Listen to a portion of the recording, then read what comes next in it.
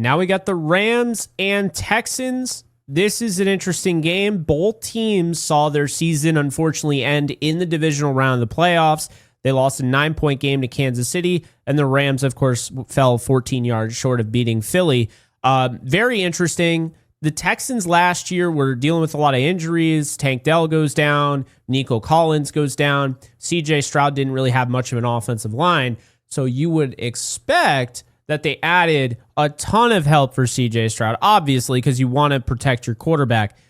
You would be wrong. They really did not. The offensive line doesn't look great. Ariante Ursary is somebody that I like, and they're going to be relying on him. They have a nasty defense. Let's make this very clear. D'Amico Ryans, when going up against the Rams, is 4-1, just being a part of whatever team that the Rams were going up against when he was a coach, obviously with the 49ers. But here's the deal, okay?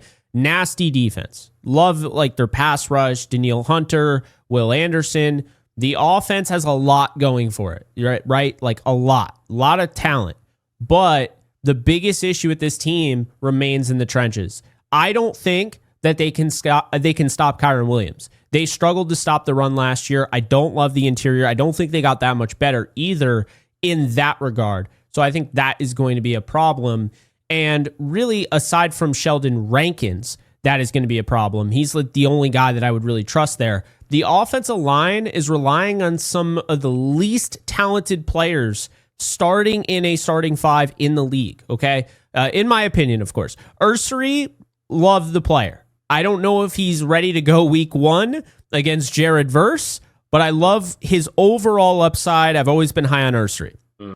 That said, Laken Tomlinson is not good, okay? He is a backup depth piece veteran that was overpaid by the Jets. He is not one of the better guards in the league. That is a weak point. Then you have Jake Andrews, who literally is coming off a season-ending injury. He won the job, unproven. Ed Ingram, another guy who's just kind of a depth guy, not really a starter. And now he was supposed to be the backup, but then all sorts of stuff happened. Well, now Titus Howard has to move back after being moved from guard to tackle, back to guard. Now he has to go back to tackle. It just feels to me like there's a lot of stuff going here with the Texans. Cam Robinson is not playing, and that's a good thing for them because last time Jared Verse saw him, he gave up over 11 pressures. But here's the deal, okay? I don't like the trenches for the Texans. And the Rams, I look all across this roster, and I find a hard time, nitpicking this roster. I think, Nathan Landman is going to be huge for them. I love the secondary. I think it's very deep. I think the defensive line, as Albert Breer put it, is the best in the NFL or, at least one of the best. The offensive line looks great. The weapons are great. The running backs are great. Hell, they have one of the best quarterback rooms. There's just so much going for the Rams, and I think they're going to control this game, Cam. I got them 30-20. I know a lot of people have like kind of this being a close game and, really like low scoring.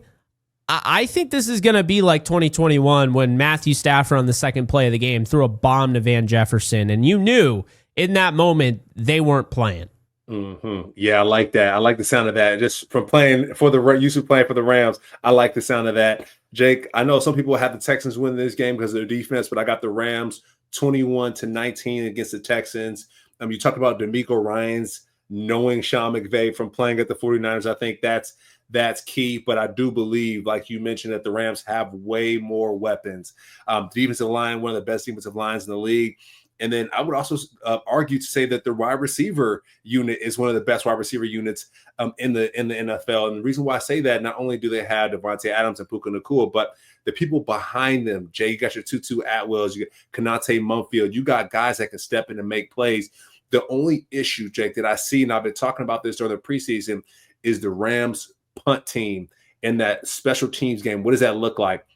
Because you got Evan, who is booming the football. He's flipping the field, but who's going to go down there and cover the returners? And so I hope that the Rams have figured that out during this offseason, these past 2 weeks that they had to figure out, hey, who's going to be our gunner? Who's going to be on our punt team to go down there and go tackle that returner? You get your guys like Your Chris Paul and your Sean Dolick, some of the rookie linebackers should go in there and play on that Rams punt team and cover those kicks. That's the only hole that I see for the Rams. But other than that, I see them coming out on top against the Texans. Nick Chubb as well. I don't know if we're talking about Nick Chubb a lot, but he's coming back from his injury. He's a workhorse, and so hopefully the Rams can stop him as well. Yeah, we'll see. I mean, I think the big thing for Nick Chubb is if he is, essentially he doesn't have all that left in the tank. Well, it's week 1, so you can get it all out right then and there, and that's going to help the Texans in this one. But with Joe Mixon out, they're going to rely on him. They're going to rely on Woody Marks, the rookie. I expect him to be utilized as a pass catcher out of the backfield, and Dare Agumbawale. That game, of course, is at 4:25.